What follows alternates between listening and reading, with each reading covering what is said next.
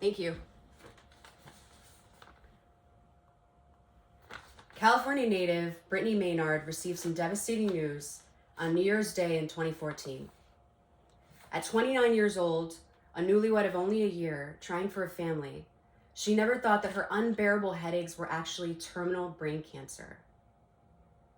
After months of treatments and surgeries, it was determined that Brittany's cancer was far too aggressive and that she had 6 months to live. Brittany decided that she did not want to die the agonizing death that the cancer would cause her. So she moved her and her family to Oregon to take advantage of a very specific law.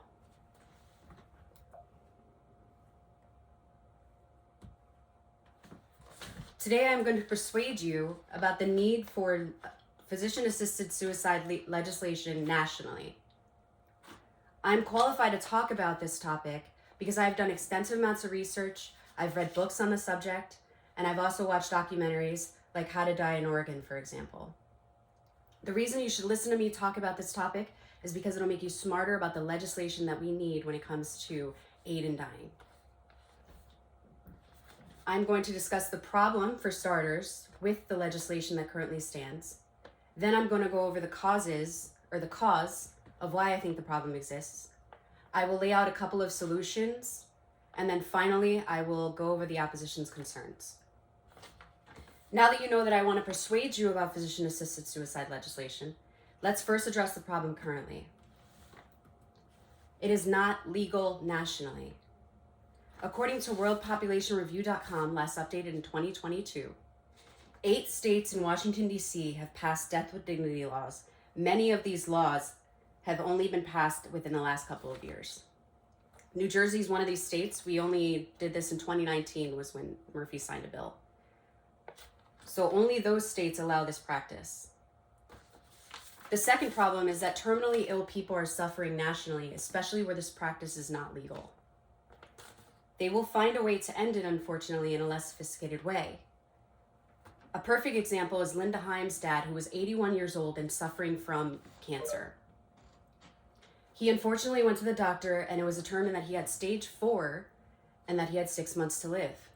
He asked his doctor for assistance in dying because he didn't want to go through treatments again. His doctor told him, no, it's not legal.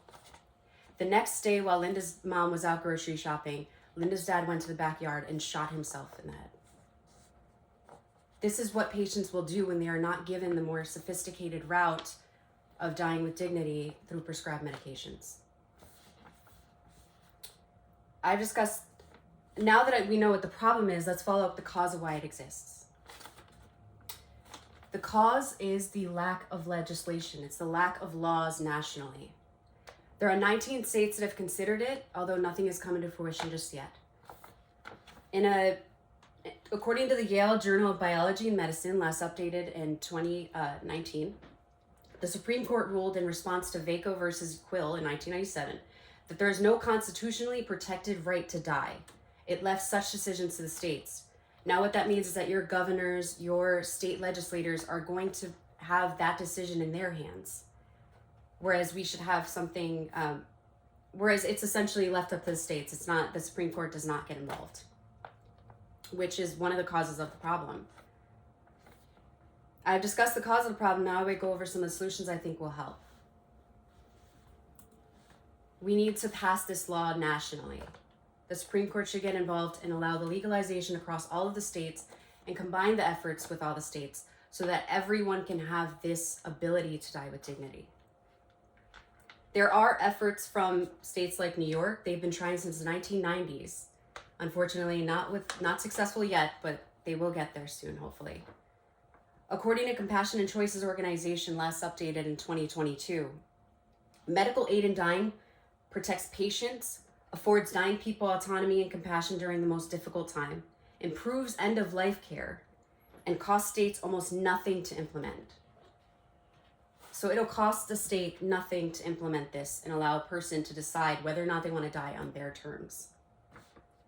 Next, my next solution is extensive psychological testing. We need to have telemedicine sessions. Right now there are psychological consultations, but I think psychiatrists and telemedicine sessions with the patient will help really determine that this patient knows the severity of their choice. Despite the solutions I've put together, there is some opposition that will disagree. Medical ethics is a huge opposition to this. Doctors feel that it is in the Hippocratic Oath to save patients and to help them in living, not to help them in dying. With respect to the opposition and their opinions, if a patient is suffering, how is it okay to allow them to suffer for months on end, sometimes years? Burdens, they feel like burdens on their family. There's tons of reasons to allow them to do this if they so choose. Timothy E. Quill, he's actually a medical doctor himself, in an interview with ASCO Post, last updated in 2021, if a patient is not on life support and is potentially suffering 100 times more than the person on life support, where is the logic in not helping that patient die? Why let them suffer? The next people that will disagree with me are disability activists. They believe that it targets disabled people and that is a cheaper insurance option, so it'll be pushed on people that are disabled. In response to that, and with respect to their opinions, there are legal safeguards in place. New Jersey is a perfect example. In New Jersey, you need to orally request medical aid in dying, or the prescriptions for the medical aid in dying, twice, with a 15-day period in between.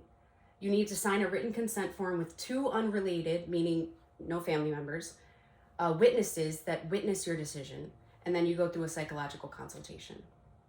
So that isn't targeting, that is having safeguards in place so that no one is so that no one is essentially left to be targeted for something like this or feel like, I'm disabled, I'm going to be recommended this. You need to request it. Now, after addressing the opposition's concerns, I will conclude. Today, I've discussed the problems with physician-assisted suicide legislation. I went over the cause of why I believe it exists. I laid out some solutions I think may help. And lastly, I went over the opposition's concerns in respect to their opinions. Brittany Maynard went and lived in Oregon. She got the medicine that she wanted, and she had a death with dignity. She took the medicine on November 1st, 2014, surrounded by friends and family. Everyone deserves that option. We need to prioritize these laws, and quite frankly, it is my life, my choice.